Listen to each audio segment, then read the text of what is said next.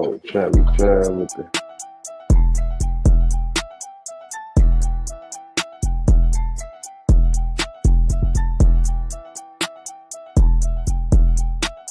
I love you, Bobby.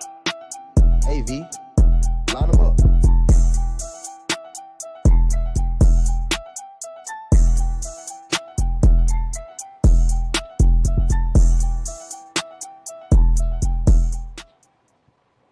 What up, CBR fam? We back once again. You know, after I seeing this shit, I like Keno's lighting. Maybe I need to get me a ring light too and be like Keno.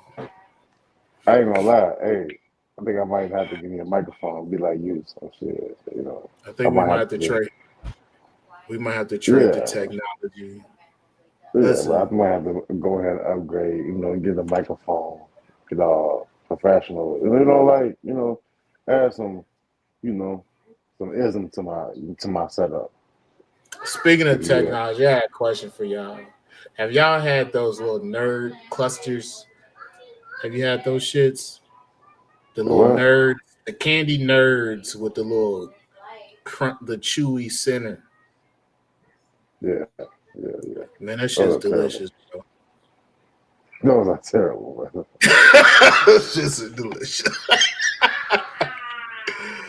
It's crazy too, because once you really think of it, like we had Twizzlers Nerd and cluster. we had nerds. Like That's what they call having nerd that, cluster. that's like a NASA snack. Like we had the ingredients, but we didn't have the foresight to make that shit happen in the '90s, and that makes me upset. I feel like we Yeah. should blame Bill Clinton for this. Um. What up, Ro? Jordan, what up? Julio, Anyway, CPC, Tuck, we glad to Trav, be what up in back. here? It's been 2 weeks. Last Tradesman, show we had Garrett Didi, going. Shout out to Garrett. Uh, Didi, really Princess wonderful of CBR, show. what's going on?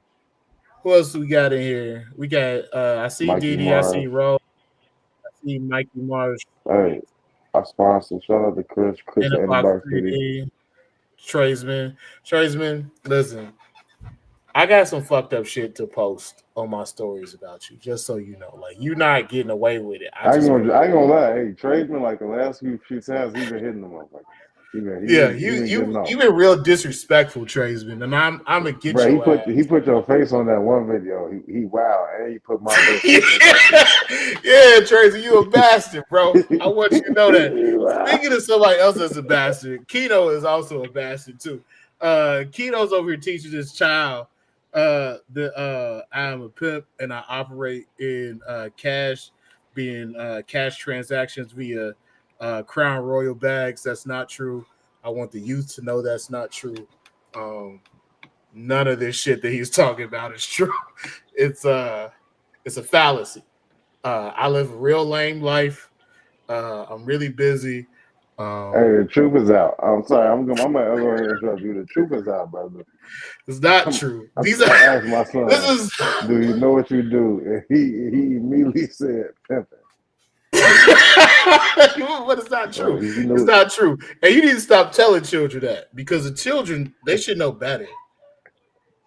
They should have, All the children in Memphis know better. Trust me, I know no, they do. get the fuck out of here. Joe, heavy-handed trash. He came across the Speaking backhand. He scratched the of back getting before he your smacked. paper, speaking of getting your paper, we gonna show Chris from Inbox 3D. We're gonna show his video.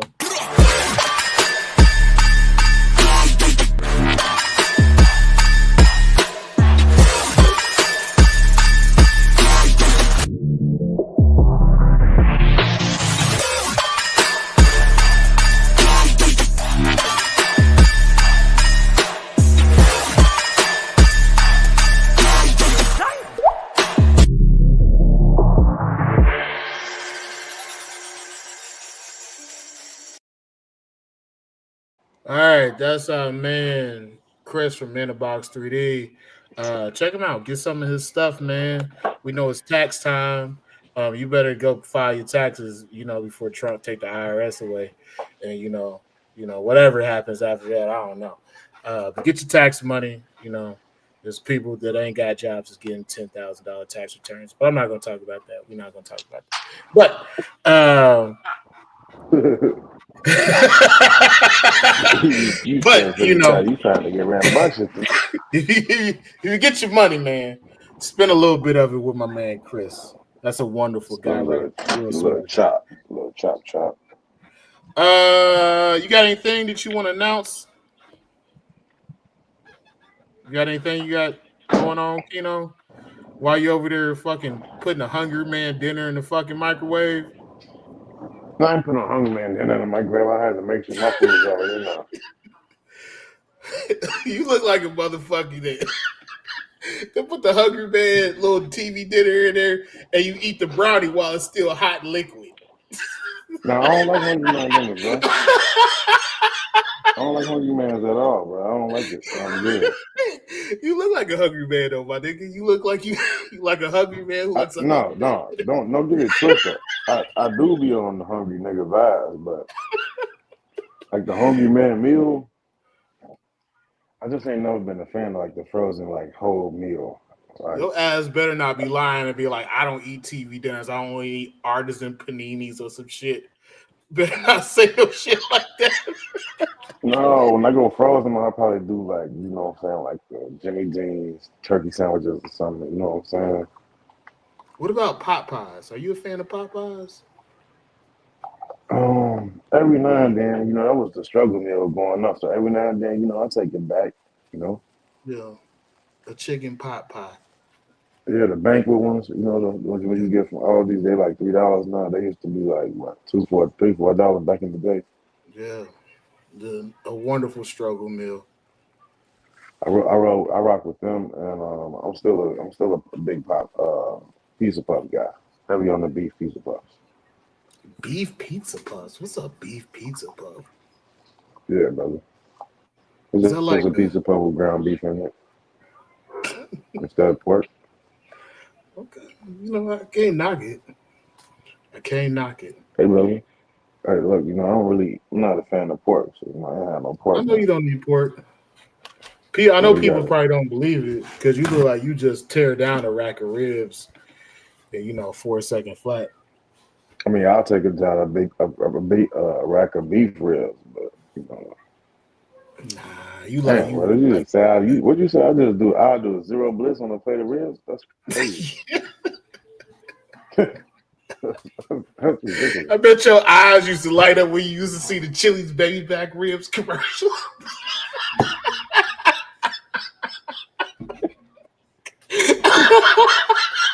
That's what you doing now. You gonna just you gotta fat shaming your kids. Man, you over here teaching kids that I'm some sort of pimp who gets money in fucking Crown Royal bags. Bro, we got the lineage. This is a Green Street Python show. We got the lineage chart on you. Yeah. When have I given you anything in a Crown Royal bag? Where is that? Me and my friend was looking. We was looking for it earlier. You sent me one. Your you sent me one. I found it. I'm gonna find it. I'm gonna try to have it on the next show. You just gonna have a random ass Crown Royal bag? No, because I don't even drink Crown. I'm gonna have the one that you sent me. Either.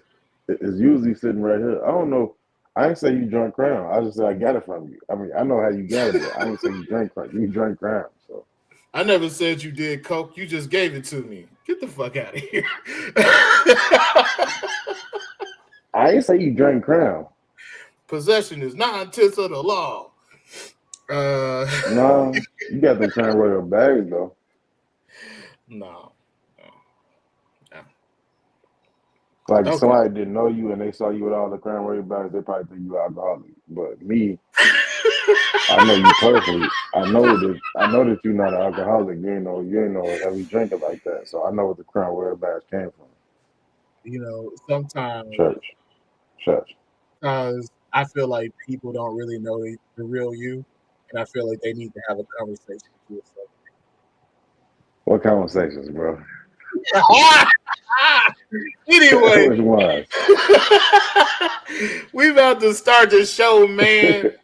We got three wonderful guests. We got Buddy Buscemi, we got Riley from Riley's Reptiles, and we got Mr. Tony coming through. And we love these guys, man. These some good guys. So show them some love, and we about to get this show on the road. Yo, Hey, welcome, y'all. Welcome. welcome to the bar room. Hey guys. It's wonderful seeing y'all. Oh, this is Riley's first time being here. So Riley, you're gonna get your own show eventually. But we're glad to have y'all here. But could you guys go around and introduce yourselves to each other? We'll start with Tony. Hey guys, I'm Tony Hurt, living out here in the Patch, Odessa, Texas. Glad to be on here with you. Okay. We're glad to have you back, Tony. What about you, buddy?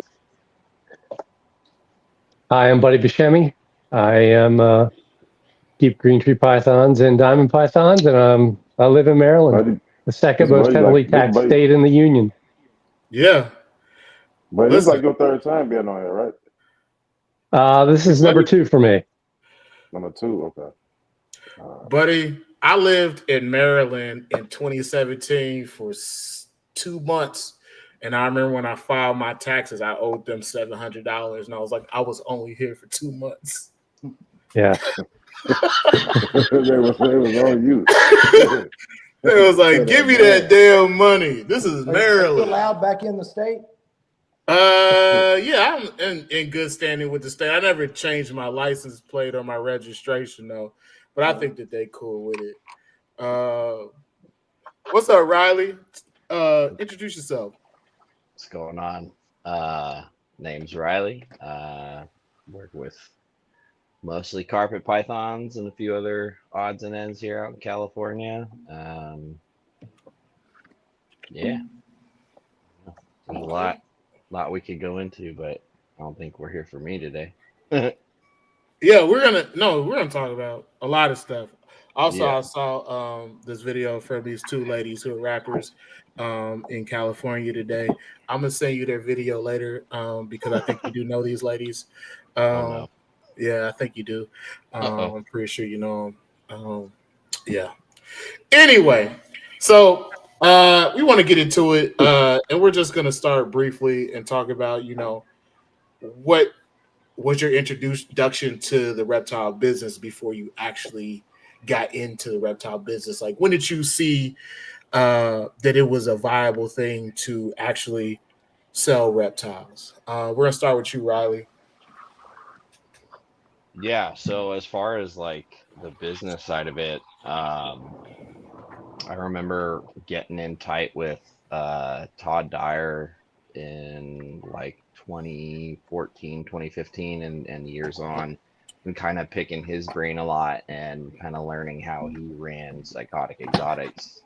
And then at the end of all of that, before they shut down, I had been to the warehouse a few times. I'd kind of seen the operation and learned how the private side runs things while I was coming from a zoo background, and then started networking and meeting a lot of other people in the area that kept privately, and just kind of seeing the different methods and approaches to keeping, and started going along my like really hardcore dive into keeping reptiles at that time. I'd been keeping since I was, like 9 or 10, but didn't really know it went down the rabbit hole so deep. And yeah, that's when I jumped off the cliff without, knowing where I was going, and just here I go, free falling into it all. So that's kind of how I learned about it all. I've taught myself a lot, learned on the fly, and now I manage a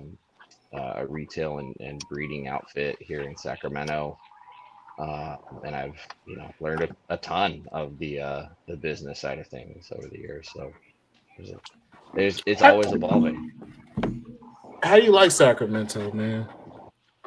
I have mixed feelings, like. Is it because of methamphetamine? I don't go out after dark. I do carry a gun everywhere I go. Smart man. I don't trust people, and I tend to stick to myself. That being said, there's a lot of cool like concert venues and bars and breweries and restaurants and stuff in the area. But otherwise, like every morning I wake up and look at my phone and the little news app. It's like somebody shot, somebody died, murder caught, somebody shot, somebody stabbed, and it just never ends. And in the first year of managing the shop, there were like 6 homicides within like a half a mile of the shop, and Wow. I was just like, okay, so this Damn. is what we're doing around here. So, um, I don't know, like there's so much good and potential in so many wonderful neighborhoods, but then like after dark, man, it becomes a different beast. So I don't know. Is it me or when I was in Sacramento, it seemed like there was a bunch of train tracks in Sacramento. Yeah, so the train cuts right through the middle of Stack, and there's the old defunct tracks, and then there's like the currently in use ones. So yeah, it does cut right through the middle of it, and man, we've had, because my shop that I manage is right next to the light rail, sort of like stop at the start of South Stack, which is South Stack and below is sketchy. And we've had like people hit by the train. We've had shootings there. We've had people hit by cars right there. We've had homeless people that were making encampments on there start fires, along the houses. I've Mm. had homeless people like throwing rocks and stuff at me and like come and threaten me with like chains and locks on them and stuff. It So sounds like the adult version of Lord of the Flies. yeah, it's never a dull moment, that's for sure. All right, man. That's good to Yeah, hear, man. yeah, it's cool, man. It could be better, it could be worse, right? It's Hey, it's what you make it. hey, don't feel bad, bro. I'm from Memphis. And TPC Oh for the man. record, I never lost a gold tooth. Whatever Keno's telling you is not true. Buddy, you're up next. So Yes, you did, I Rose. I got my first, I guess, experience with The the business mother. side of the reptile world. I had a friend of mine that owned uh, a small reef aquarium shop, and he essentially set up displays in local businesses, and he would stock and maintain the animals. And the importer that he was able to uh, pull the animals that he needed also import a reptile. So I had an opportunity to see how the import side of the business was run. And then once I kind of made that jump into uh, keeping and breeding pythons, and I became friends with our mutual friend Tim Morris. Tim was working with or volunteering with Pete Call, and Pete was working with the albino boa constrictors, and had the opportunity to go see Pete's place, which was in his house at the time, but just how a large scale breeder uh, set up his operation. And he also at that time had, he and a few other folks in the area that were instrumental in bringing in the piebald ball pythons. Uh, they, just, Pete had this huge room, a spare bedroom full of these ball pythons, and he would pull these animals out and he would show me these small clusters of white scales on these animals, and say that this was an inheritable trait that they were trying to make most of the animal have this not have a pattern. So it was interesting to be able to see how that person managed everything, and how they not only were working on a project that was currently established, but how they were trying to find a path forward to continue to be successful in doing what they were doing with breeding reptiles. Okay. The albino Well, boys. Hold on, real quick. The albino boys, was Pete the first one to bring them in, or was he the first one to hatch them in captivity? So I someone will probably know the a better version than my story, but from what I understand, the animal was brought in by an importer, and the importer was in California, and Pete Call went to California and purchased the animal and brought the animal back to Maryland, and it was a male. and he grew the male up, and I think he parroted the male with like 6 or 7 females the first year and produced a lot of hets. And a lot of those animals went to people like Eugene Bissett and I believe the Barkers, who were in this area at the same time as well. They were another large scale python breeder in the area that I had an opportunity to visit when they were in the Maryland area as well. So, but yeah, so Pete really established the albino boa constrictor in the United States, and then I think Brian Sharp brought another animal or a similar animal and worked with another strain. Okay. So I gotta ask you this question, buddy. Do you know Tim Morris? Because I know that Tim is really close with Pete Call. Are you asking me seriously? Yeah. Or Tim and I have been. I'm just okay. messing. No. Tim and I have been friends for. Tim and I met in the early '90s, and we didn't meet actually through snakes. We met through we both were doing a lot of mountain biking at the time, and we met through a mutual friend just mountain biking, and Tim, just chatting with Tim. I was keeping some Liastis Antaresia species and Morelia species at the time, and Tim had everything. And so he was. I had seen a lot of imported green tree pythons at the importer that was in the Northern Virginia area, but Tim was the first person I'd actually met that actually had captive bred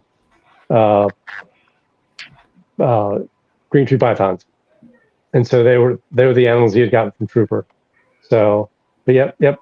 As a matter of fact, I'll be with Tim in 2 weekends. We'll be doing a local reptile show together. Is Oak Dog gonna be there? No. I gotta ask you a question though. Then. Hey, what does blottoed mean? What does that mean? What does what mean? What does getting blottoed mean?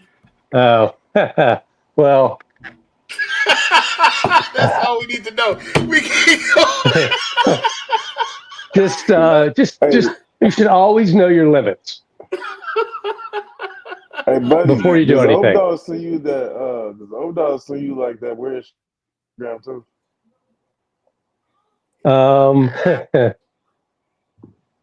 He's a fun guy to hang out with. That's all I'm going to say. You gonna block him like Tim did. he be on one. Some days he be on one, brother. Shout out to Old Dog.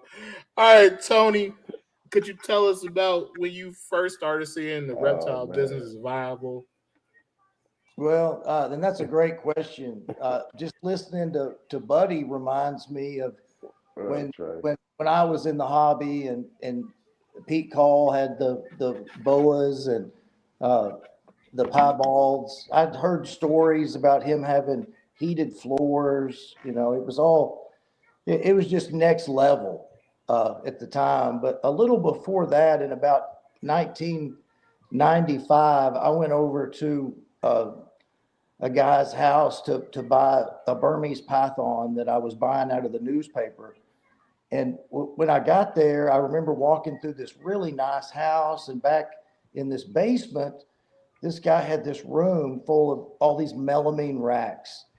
And he had all kinds of colubrids and Brazilian rainbow boas, all different kinds of boa constrictor, and of course some big animals, berms and retics. And I will never forget the day I walked in there. And that's really what inspired me to get into diamond jungle crosses, because he had one there that he pulled out, and the way I remember it, it was solid black with just yellow X's down its back, and just the shape of that head, still just the image is kind of burned into my brain.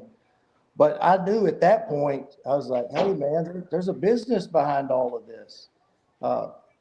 And so I didn't get started in it at that point, but that's when I first saw it. And didn't really have any idea of anything other than a pet store to get a snake. But boy, we've come a long way, haven't we? A long way. especially when especially when I go back to like the 90s and going to reptile shows, they were like, a lot of them back in the 90s, they were like reptile shows, but they were also flea markets. Like, you could definitely buy a ball python and a copy of Mein Kampf at the same place. They were some rough shows. You can get your iguana for like $25 too. Yeah. Oh man. Definitely lots of knife sales and reptile shows in the 90s. Yeah. I joined the Herp Society there in Arlington. And that's where I walked into that gentleman's house. And his name is Stan Grumbeck. And I know some people know who he is. Yeah. He was old, he was a keeper and a herper. And I think back in the day was really involved in the community. Usually when people tell me stories like, man, I was in this rich guy's house and I was walking around, it just usually sounds like how somebody ends up in like a swinger party or a Mandingo party, just something like that. That's what Tuck did. That's how Tuck was at Sandro's house. Tuck got introduced to a Mandingo party. He put in at Sandro's house at 2:00 in the morning. Hey man, I also got to ask you guys all this question, man. Did any of you guys have like a background in business, or did you guys ever like have your own business before you started, in the reptile industry? And we'll start with Tony. Before I got started in the reptile business, I did have a few small little businesses.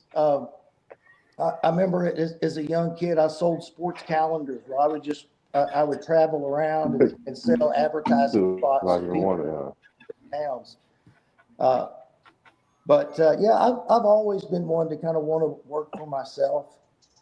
And just recently, I just started selling insurance for myself. I moved back to Odessa area to come out here and he wouldn't have spent a night at my house.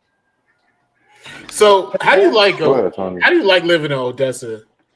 It's interesting. I didn't get into it, but I think we have some things in common, Riley, with don't going out after dark. Odessa, Texas is a great place, but if you go out after dark, you just see a whole different group of people. It's not worth it. There's a great community here. I'd say about 10% of the people in the city I live in just really care a lot about the community. But there's just a lot of people that don't. So a lot of people out here to make money in the oil industry. So I would say if you're not out here to make some money, you're probably not moving out here to start a family. Yeah. But you know what they say, like if you really want to see how bad the neighborhood is you're about to move into, just go look at the gas station closest to your house at night.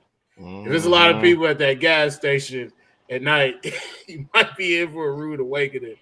And these neighborhoods change. Yeah, I ain't heard the gas station one, but I heard you just drive around the neighborhood at nighttime. Not specifically the gas station, but if you drive around that same, because we didn't. I ain't gonna lie, we got food one time like Riley did. It was like 124 from Marshfield and everything. We went there for like 4 straight days and it was always during the daytime. It was so peaceful and quiet. So really it was like a place to raise a family there. Like the first day, I think at the nighttime it went up. It went up like. It's like, hey, you gotta go at nighttime. Yeah, you gotta go at nighttime to see what the real deal is. And, sometimes some neighborhoods they cool, like they have little block parties and nice little stuff. Yeah. Some neighborhoods don't. Buddy, did you have I have a block party, but that's yours. Yeah. Buddy, did you have any? Did you have any business experience before you got into the reptile industry? I had I have had none, and I thought at one point in the '90s that I had this is my second round of a reptile business for me. So in the '90s, when I started having a lot of success breeding, I established a company and spent quite a few years spending several weekends a month traveling to and from reptile shows. The business model is much different in the '90s than it was now. And that kind of much that going to a reptile show every weekend. You had some shows that were very high quality, but then you had some other shows that you had already mentioned where they're selling a bunch of other things that are not really reptile related, just really trying to generate uh, revenue by people being curious of what's at the show. So, and then Yeah. after some time of doing that, I decided that I was not going to do a reptile business that relied on a model of traveling shows. So I dissolved that business and then just stepped back and was a hobbyist for a bit before I reestablished another business. Okay. What about you, Riley? Um, I kind of have learned more probably in the last 3, 4 years working under my current boss than I did all the years prior. I've worked under an individual who ran a shop and learned plenty from him and got into the show circuits working with him. In probably like 2012, starting around then. And so I kind of got my feet wet, learning the retail side of things, a little over a decade ago, and oddly coming back to it after like a decade in zoos, and kind of, riding the fence and working on both sides of it. But it's always just kind of been whatever I've sort of learned along the way from my own experiences and tripping up on my own 2 feet or from watching other people. And then, like I said, only in the last 4 years have I really gotten to know, sort of the ebbs and flows of the market, kind of the different trends as far as the pet side of things go, from a retail shop perspective, but then also paying attention to sort of like we've done, bits of manufacturing for a couple of years. We do a lot of breeding. So, I've had the fortune to learn a lot of the different breed, or business aspects in the last few years. But as far as like, learning how folks develop a breeding business and develop that into something, I've just been kind of studying everybody else and just watching everyone.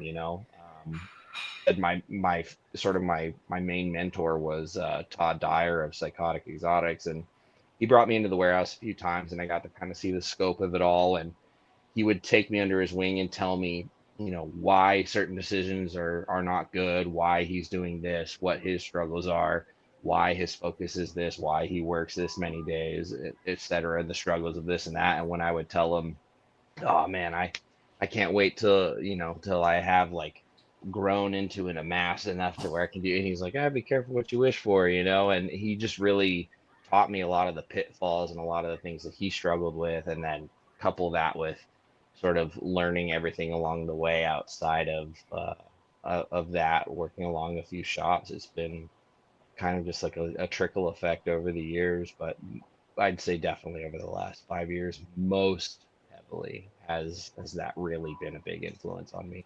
Otherwise, I just kind of feel it out and just kind of, roll with things. We live in a very globalized age where we can see how markets and other people are doing from around the world from the comfort of our own couch. And as much as people are sharing, we can really study them if we're paying attention. So I just try to study as much as possible what I see when I see it. I mean, that makes a lot of sense, and it kind of goes into the next question, Yeah. which was when you first started the business and you knew that you had an actual business. What were the early pitfalls and the early problems that you had to get past to have a functional business? And we'll start with you, Riley, since you pretty much did most of the Yeah. question already. Yeah, for me, it was spreading myself too thin, early on. I saw saw everything that I wanted, and I just, instead of focusing on a project, building it, working it, and then building off of that and moving on to the next thing and sort of expanding like an upside down pyramid, I just went heavy at everything, and I was kidding a candy store a little too much. And I've actually overhauled my entire like group of animals several times over the last 10 years, and it's just kind of been um, all whirling around what really matters to me, which is the carpet pythons for the most part. But um, yeah, I guess yeah, it's been interesting. I've been really trying to keep it just going and growing as much as I can. So Okay. Buddy, you up next. Um, I guess for me it was, so we'll talk about my current situation. It was just to have steady growth, to um, not become uh, not to over purchase animals. So set a limit to what I would allow myself to purchase initially, and having the discipline to say there will be no more animals until I start reaching the goals for breeding and being able to make animals available, and then building upon the success of those, the clutches that were available, using the any leftover revenue or profits, and either acquiring other animals, or improving caging, or just just new thermostats, all that kind of stuff. So it was really it had to be patient. There were so many snakes that I wanted to purchase, just because when you say I'm not going to buy any more snakes, it's always a snake that you've been hoping would become available and be in front of you, and you have to make this decision. Buddy, I was gonna say how hard was it to stay disciplined, like on that same track? It was tough because you know it, I mean, I don't know how you guys feel about snakes, but every snake I see, I pretty much think about, that'd be nice to have in my collection.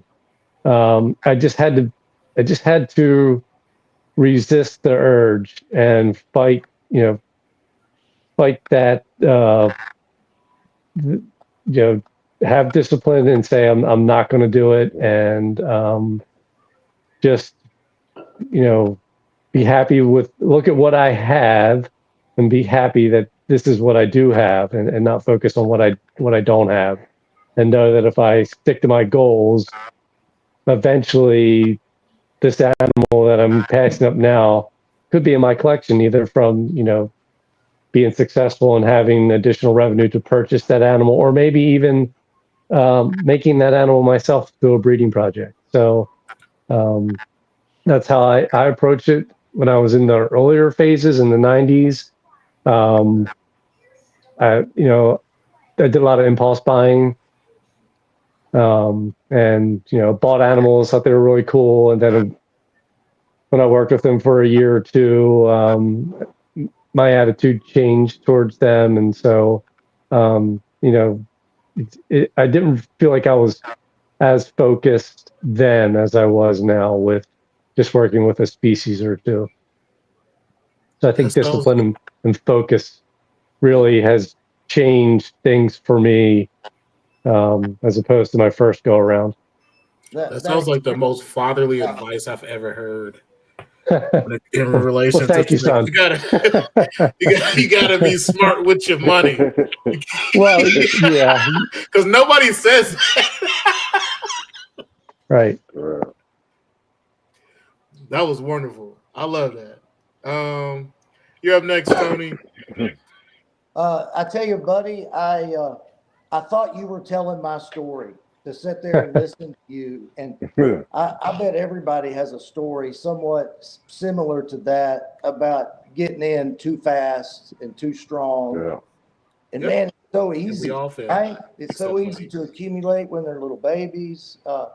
But there was a time that I had 150 adult breeding female ball pythons. I probably had 200 snakes.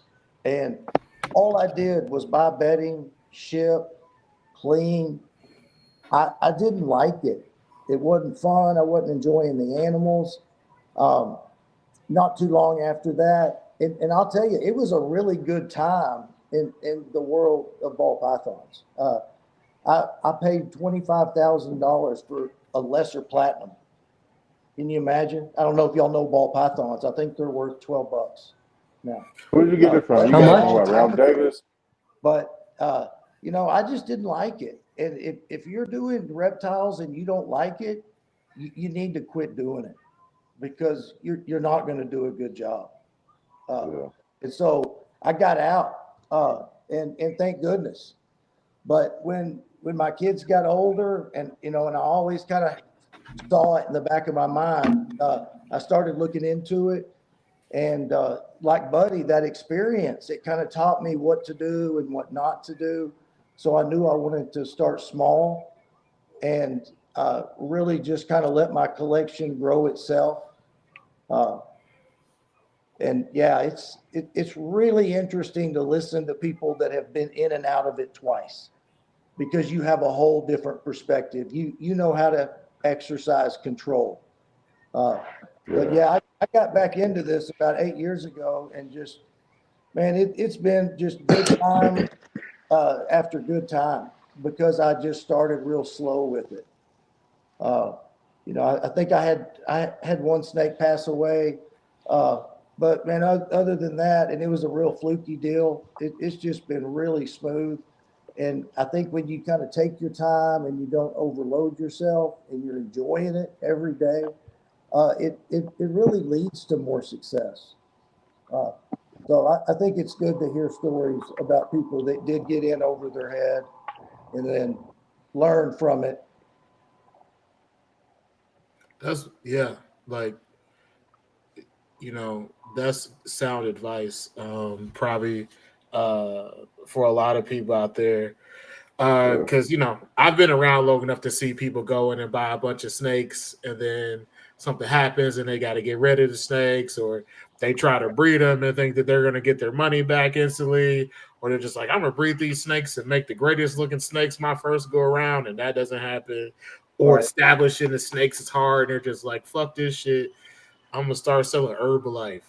You never fucking know, man. You just never fucking know. And you could be a person like me, man. Like, I have snakes that I gotta sell, but like, it's easier to continue to feed them than take pictures of them and put them on the internet.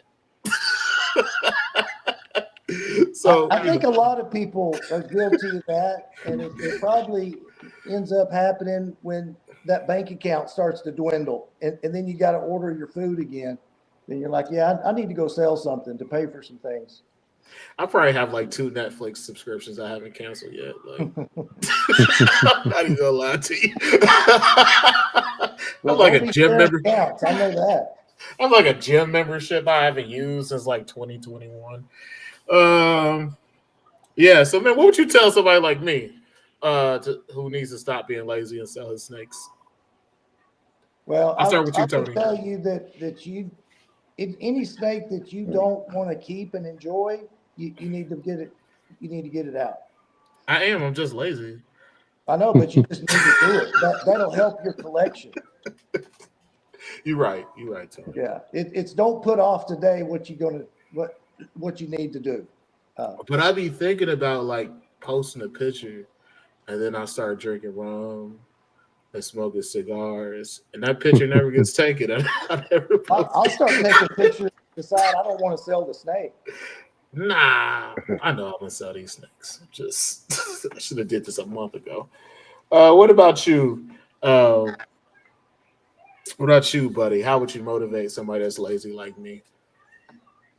Well, I mean, I don't know you very well, but my impression of you would not be that you're lazy. I mean, you are motivated to have a reptile Thank you. podcast that you regularly produce, right?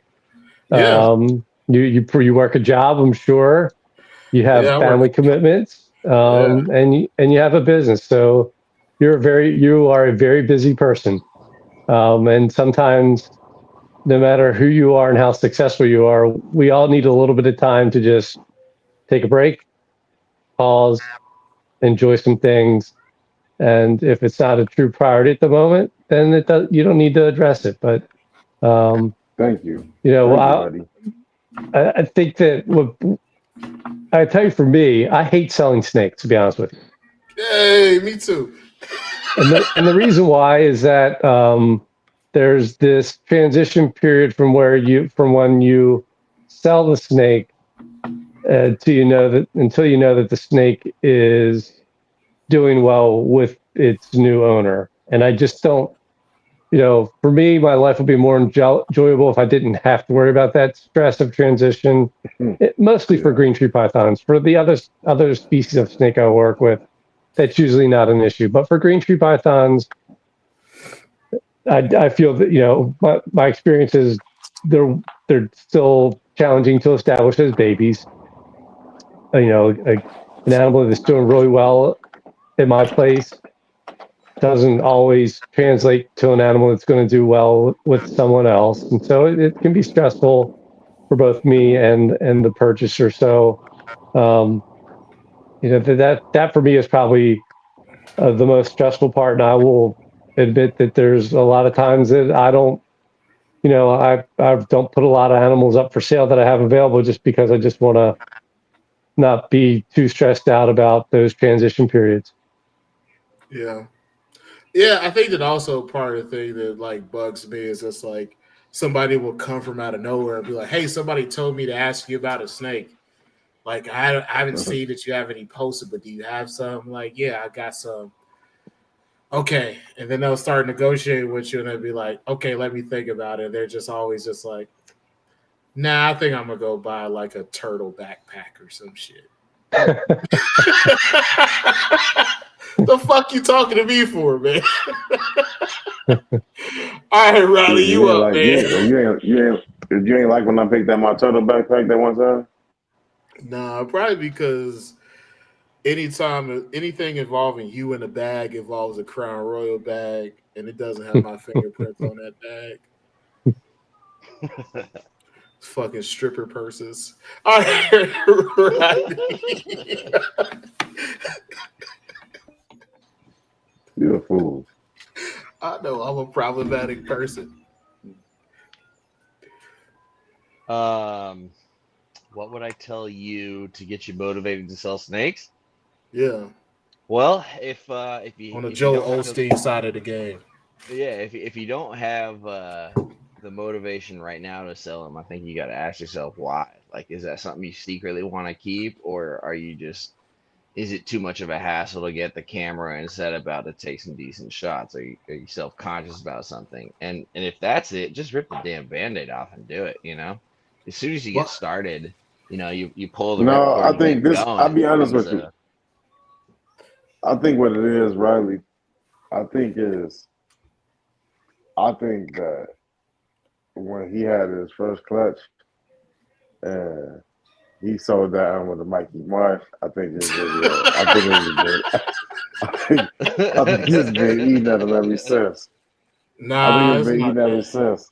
I think it is, brother. I think you don't want to admit it, but I think I'm starting to like when I'm after listening to you and stuff, I'm starting to realize I think you was like, yeah, I think I made a big fucking mistake with that one. Hey I man, think you I was gonna did. tell you something, but now I'm not gonna tell you. But that's not really it because I got over it. I the think that least you my could do thing is is just you sell it later if you change your mind. I think No, that's but just this are all good questions. These are things that I think about, and I loved your answer, buddy. We all need to give ourselves a little more grace. We all work Mm. real hard. This is our hobby, our second job. Let's enjoy it. So don't put too much pressure on yourself. yeah. I kind of like seeing them all, man, and I kind of don't like dealing with people who actually end up to be crazy. So we're gonna get into the customer side of the game and customer interfacing. Um, and we gonna start off real light, man. Who's the? Well, you don't gotta give us no names, but who was the craziest person you dealt with selling a snake? And Riley, we gonna start with you, man. And what happened, man? What happened in the end? Oh man, this is about to. Oh man. Oh, Oh, We can yeah. blur your face while you tell the story. So I don't remember the person's name, and to be completely honest, I wasn't very nice to them in the end, but they kind of asked for it. I had a customer buy a carpet python, and they were it was uh, like one of my lower end coastals, and it was like a college student, I think. I basically interpreted at the end. But it was just like it was a lot of back and forth and getting photos and this and that with the guy, which I'm happy to do, but it was a lot for $150 snake, and it ended up being fine. I sent him the snake, and nice animal, good looking, eating everything, all that, and then it it arrives, and he mentioned something about like having like what looks like missing scales on the head, and he sends me a photo of it, and I look at it and I zoom in on it. I was like, oh, I see what you're talking about. And then he points out one of the photos that I sent him, and he's like, yeah, this is the photo you sent me, and I can kind of see it there. And I was like, oh yeah, I didn't notice that before. Just to me that looks like maybe a dry bit of shed kind of pulled like a top layer off or something. It obviously doesn't bother the animal. I would consider this not really an issue. And dude ended up reporting me to Morph Market and starting this whole thing online where he got a bunch of his, oh no, he was in high school still.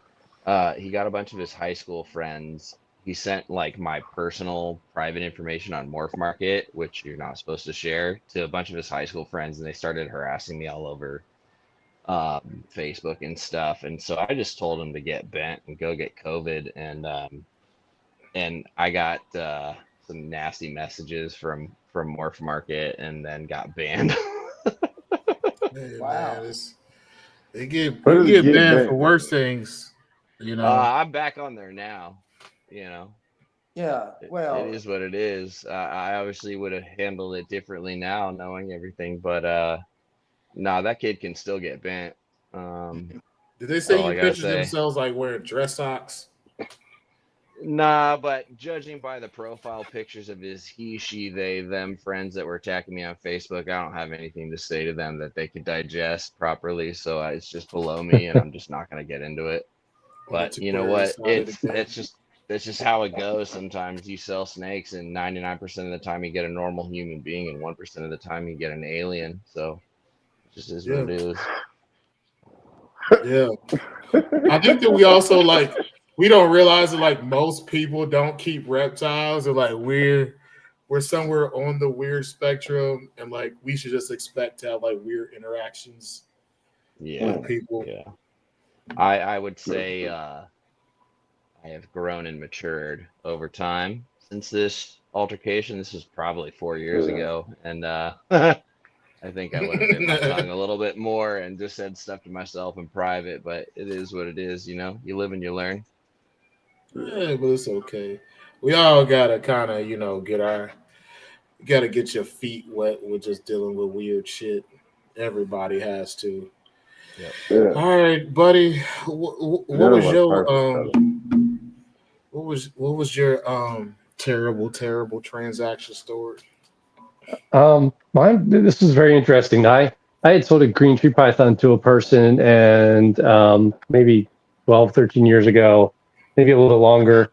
And this person was very active in their local uh, reptile club, herp society club, and this person had taken the snake to their little society meeting and showed it off. And apparently, the one of the members of the club was extremely interested in acquiring a green tree python, and the person I'd sold it to sent this person my contact information, and the person called me, and we spoke for a long time on the phone talking about green tree pythons. And again, that similar story. I've always wanted a green tree python, but I've always shied away from them because I heard the horror stories, but I saw the one that you had produced at the Herp Society. So I really want an animal, and so we had talked, and I showed him some animals that I had available, and he had expressed a keen interest in an animal, and we had talked about like how shipping would work and all those type of things, and he was like, okay. And somewhere along the line, there was a misinterpretation or miscommunication between both of us. This gentleman at that time was probably maybe in his mid 60s, and apparently very well respected in the area that he lived with reptiles. And he had somehow made this expectation, or had this expectation, that the animal I showed him the photo of, that it was his, and I was going to ship it to him. And then once he received the animal, was happy with it, he would pay me. So I really wasn't aware that this communication, or he felt this way. So he had said, well, when can you ship? And I was like, I usually ship on Tuesdays, and this snake would show up on a Wednesday. So the following week, on a Wednesday, I get a very angry phone call that he was expecting a snake and he hadn't heard from me. And so it was a major miscommunication. He was very angry and upset with me. And I apologize that there was a miscommunication between us, but I would never send a snake to someone without receiving funds first. And that made him more upset, and he was kind of insulted that I wouldn't trust his character. And the discussion didn't end very well, and he never bought a snake, and I never sent him a snake. But that was a pretty interesting experience. And this person was very upset at me, which I don't like it when people are upset at me. I try to be respectful to people, and hopefully they treat me the same. But it was a very interesting experience. But it is what it is, and hopefully he was able to find somebody to supply him with a green tree python. Don't feel bad, buddy. I used to work at a Hampton Inn.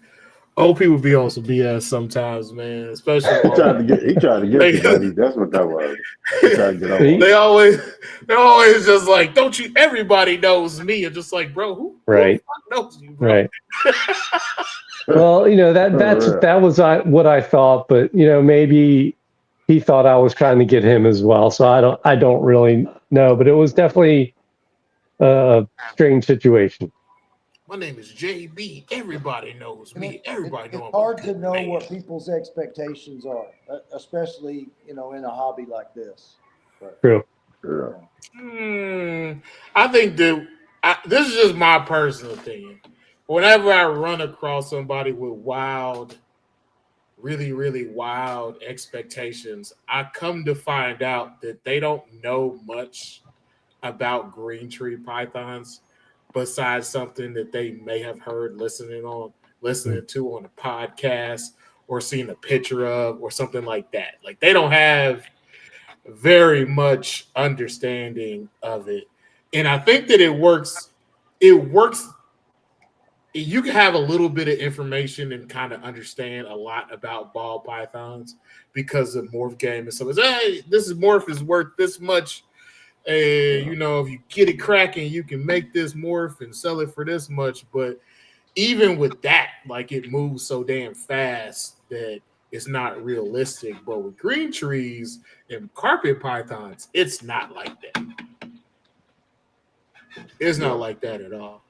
What about you, Tony?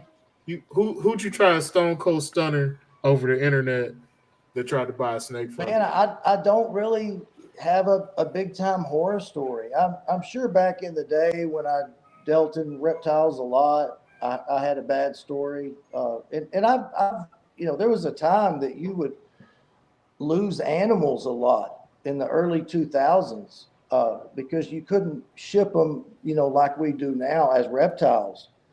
Uh, so, shipping was probably more problematic. Uh, but the biggest, I'm not even going to complain, but it's just an example that there's always going to be things that are going to happen.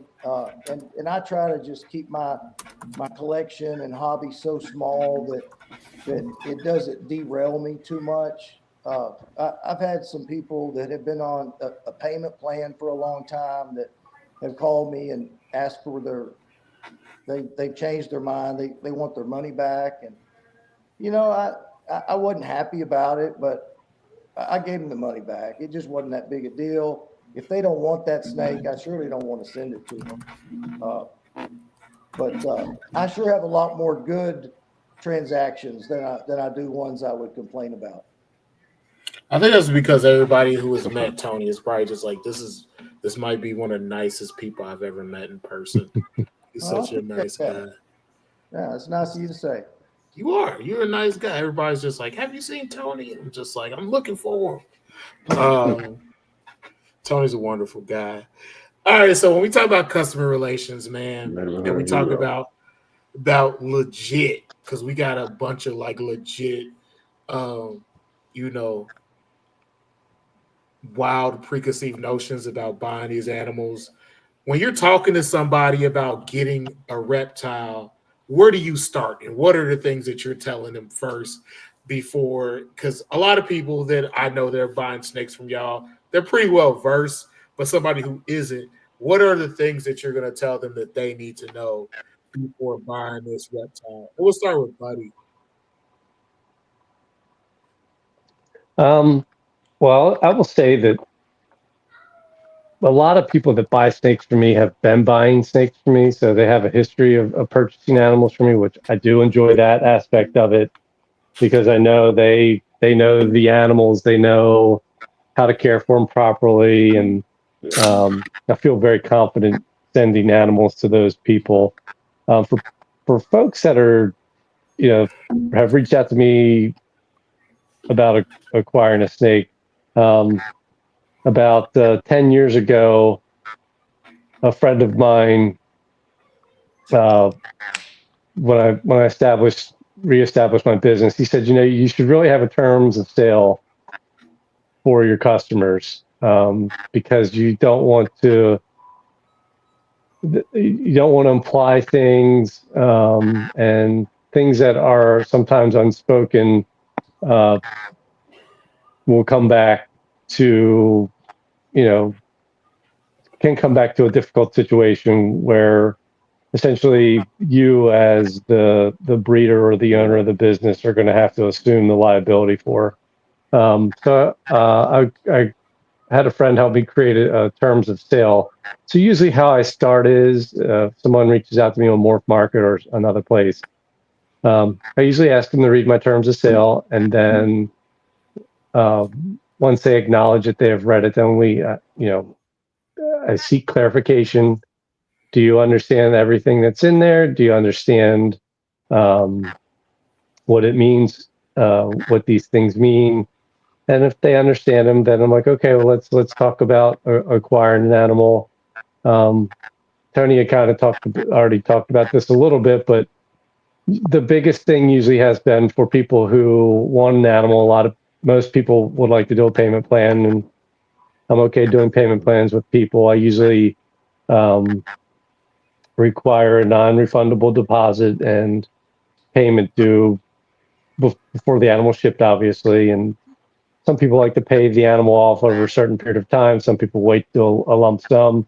Whichever you choose, that's up to you. I let you set your own terms, but I have had people that have put deposits down on animals and I never hear from them again, or they've had a life changing situation. And so, I take it case by case, but that's usually what I do. I don't know who you are. I usually start with my term of sales, and we move forward from there. Okay. All right. Uh, Tony, Excuse we'll me, go buddy, with can you. I ask you a question? Have you ever had anybody decide they didn't want an animal, during the point that you wanted them to acknowledge all your, uh, legalese as far as, the transaction goes? So, have they read my terms of sale and Yes. then try to back out? I've never had anyone truly just try to back out. I've had some situations where um, really the most difficult situations are people have put deposits down and I never hear from them again. That's really been the hardest thing. Yeah. Is that they put a Yeah, that deposit would be down, I've very reached out weird. to them, and Yeah, that doesn't bother me as much. And usually people that will leave a deposit, they're either going to come back pretty quick, but I've had that happen a few times, and I've always felt fine about it. That was the skin they had in that game at that point. right, But I also try to make it real clear up front that deposit's not refundable. right. I mean, All right. for me, it is refundable. Say, for instance, if the animal has an issue or unfortunately passes away, then obviously Oh those yes, folks, absolutely. they definitely get a refund for that, those type of situations. But I really haven't had since I've really started doing the terms of sale. I really haven't had too many issues with people starting down payment plans, starting down that pathway and saying they've changed their mind. Yeah. No, that's good. No, I think How, that's really good. That you have uh, the legalese in there to decrease your liability on all that. I don't go quite to that extent, but I have had some people that have called and wanted to buy a snake and hadn't ever owned a snake before. And I'm amazed that they're in the market for a snake that cost $1,000. But in that case, I just want to get on the phone with them and get to know them. Tell me what your experience is, and if you don't have any, we can make this work, but you're going to have to make a commitment to kind of working with me to help you. Uh, because, quite frankly, these carpet pythons can be a really good first time snake to somebody that, knows how to take care of things. Like this guy that called me had been taking care of plants, and you could just tell that he knew how to take care of something, and he's done really, really well. I've kind of kept up with him. So yeah, there's opportunities, but you do have to kind of get to know your client, uh, and just figure out what their expectations are. Again, it's a very important thing, just figuring out the expectations of your client in that case. yeah. But I sell so few snakes, I can take some time to get to know people a little bit. Okay. Riley, you up next. Yeah, I guess I'm kind of a blend of what both Buddy and Tony said. I do like to have sort of a little bit of an outline TOS and very upfront about the non-refundable deposit if there's a payment plan. But I like to just start a rapport with whoever messages me. If it's an email inquiry through my website or something I posted on Morph Market, or they just hit me up on Instagram, I like to just get a conversation going and get a feel for the folks, even if if they're not available to talk on the phone. I'll send somebody my phone number, and then that way we can kind of just feel it out, and like Tony said, get an idea for their expectations, and then I'm just straight up with them, like, yeah, if I've got something you're interested in, let's do it. What's your budget? Here's my price. But like, life is life, and I fully understand, like, somebody puts down the deposit, they mean good on everything, and then all of a sudden they get in a car wreck or they get sick or whatever it is. Like, I don't want to be that person that's like, nope, sorry, my TOS says da da da da. Like, I will always work with people and give them back their deposit, whatever. And I just at the end of the day, I just want to make sure it's a good interaction between us, whether there's a transaction made or not, you know? So ultimately, um, yeah, I just try to do the best by what I can, but like I'll be straight up with somebody like if your expectations are this and I don't have it, I will tell you like, look, I would love to set you up with a snake, but I think you're probably looking for something that so and so has or whatever. What I have might not be exactly the same thing. And I just think communication and honesty just goes a long way these days. So that's kind of my approach right now.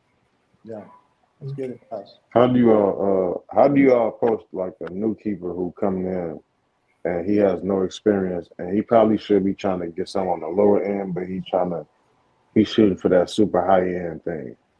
And he How do you brings all you approach money in a that? Crown Royal bag. I tell them to pump the brakes, man. Like that's the biggest thing. Like again, like it's really refreshing because my boss, the owner of the shop I manage, he is very much of the same mind, and this is kind of how we run animals at the shop. Like if you're coming in trying to just impulse buy something, we're gonna pump your brakes for you, and we're going to try and tease out what's the right fit for you. We want you to go home with an animal that is the right fit for you, your lifestyle, and your expectations. And if we don't have it, I'm not going to try and sell you something just to like make that sale. Like that doesn't benefit the animal, that doesn't benefit you. You're just going to neglect it and hawk it on Craigslist in a month anyway. So, um, somebody that's trying to come in with a bag and just ask for this, but doesn't have the basic knowledge, I'll ask them some questions and vet them pretty quickly. And generally, you can tell if they've got an open mind within Yeah. 30 seconds. And you can really, even if they don't have an open mind, like if you're really good and creative with it and you can tell like what their age group is and you can kind of figure out like, okay, maybe this is where his or her head's at. You can kind of like play to their strengths and what they're familiar with. And really, like, if that's what they're really interested in, you can tease it out of them and then work with them. But yeah, man, I've Yeah. never been a fan of the impulse buy. And, you throw money at me, I'm probably going to freeze up and be like, I'd go to that guy and, like, refuse the sale because it's just not worth it for me in the end of the day. So let me get this straight. You don't want to sell the first time keeper the most expensive snake that you can sell them. Not necessarily. I mean, I'm not opposed to it if it's the right fit for them, you know? That's a wonderful thing. I don't hear that enough. Like that's wow. I gotta If they make the come Bill at me Cosby and they're cool like, whip face. if they come at me and they're like, look, I spent the last year every week going to the library. Every Tuesday, I research everything I can online. My mom has me writing book reports. I've done this. I've been to the zoo 100 times. I've done like if they're hammering things like this, that's like more than I would have done at Oh their yeah, age. Then then like yeah, game on, for sure. game Yeah. on. So, and those people do exist. They do exist. So, and it's a refreshing experience when they come across your path. But yeah, sometimes people's expectations are up here and you got to check them back down, and that's the make or break point for them. That's where they're going to decide, okay, my expectations versus reality didn't equate, and I'm out. Or they're like, I'm still interested, that didn't break me, I want to know what these reptiles are all about, I'm curious. And that's where it's worth every ounce of your effort, because even if they just keep one animal and they don't ever go to a show, they don't ever participate in podcasts, they don't do anything online, every single person of their family or friends is going to come into contact with them and that reptile, and it's going to have at least that little bit of a trickle effect. So every little bit of effort counts. Okay, Then buddy, buddy. buddy will I guess buddy, you said like you don't get a lot of first time buyers, so I guess like your repeat customers, how long, like how many animals did it take for them to go get that big, make that big splash with you? Um, Gosh, I don't know. I mean, it. I've had people that have picked up animals from me, and they did a great job keeping it, and they just reach out and say, hey, I'm happy with my animal. If you have anything available, just let me know, and I just established that relationship with them, and you know, I've got a couple of friends that they've been around since the Morelia Viridis Forum days. That they'll just reach out and say, "Hey, I see this pairing.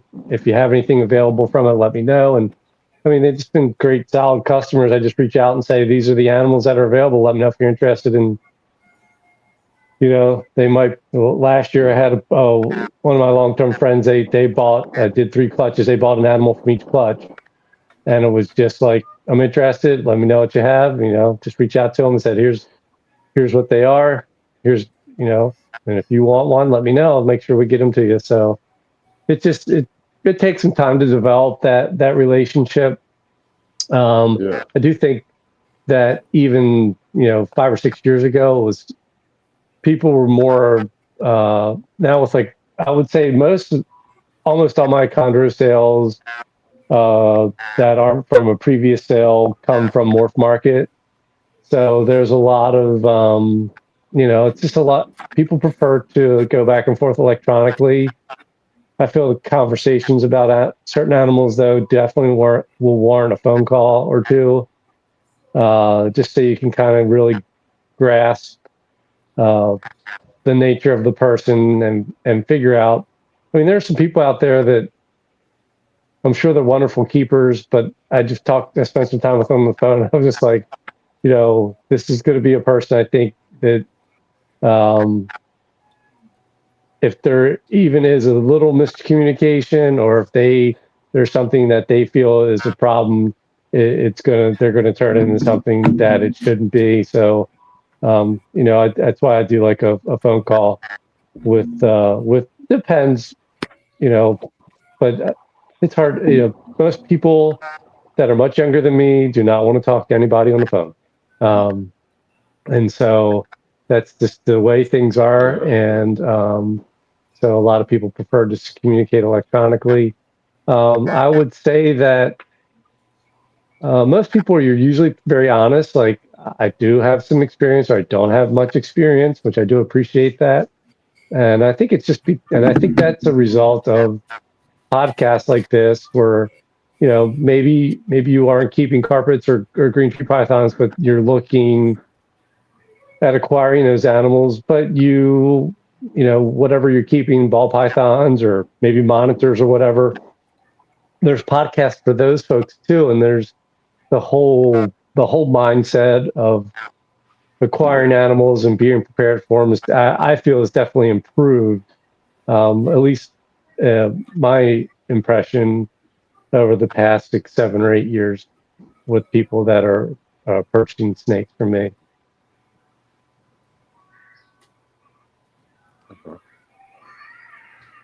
Then Tony, like that new guy that want to come, or a new gal that want to make that big splash.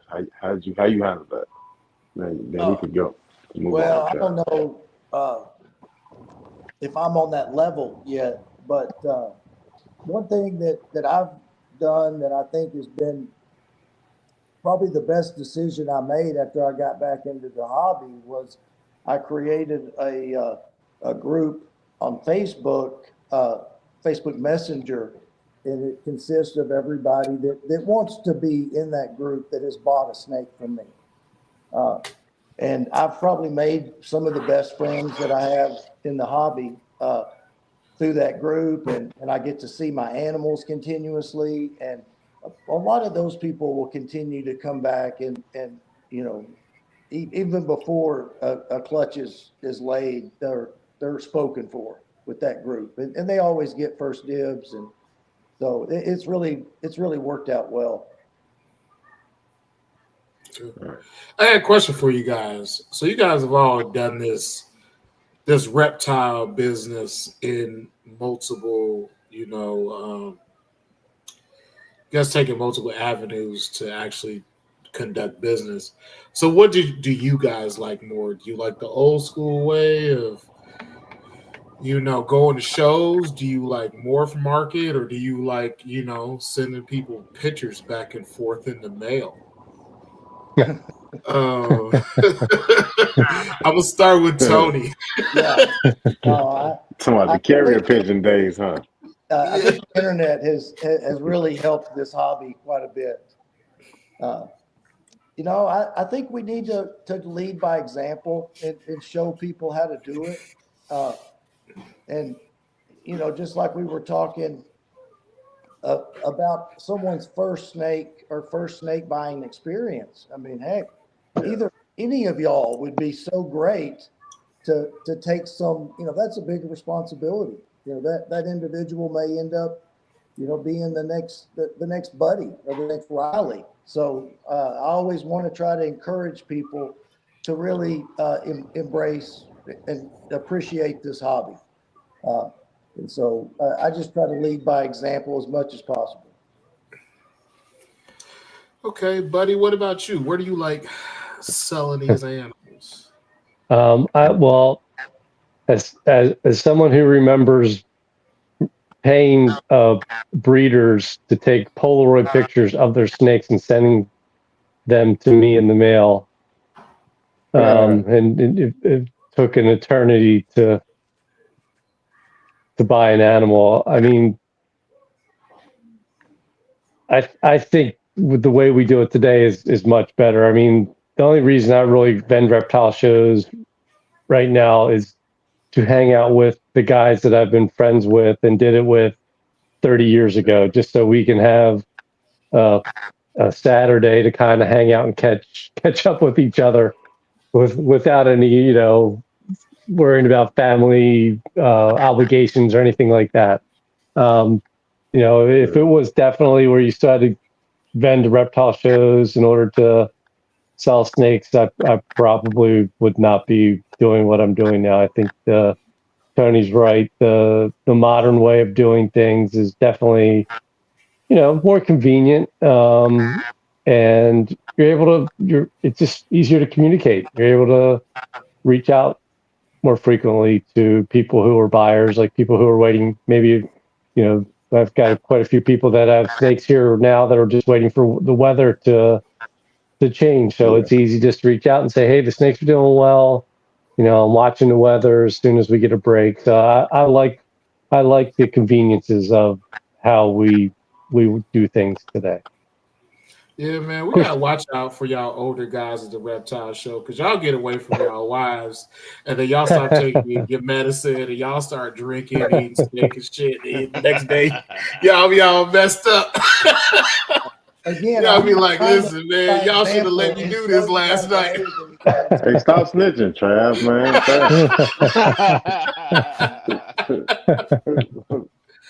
Man, we gonna say no names, but this is what I've seen. Hey. Yep. Riley says, me too.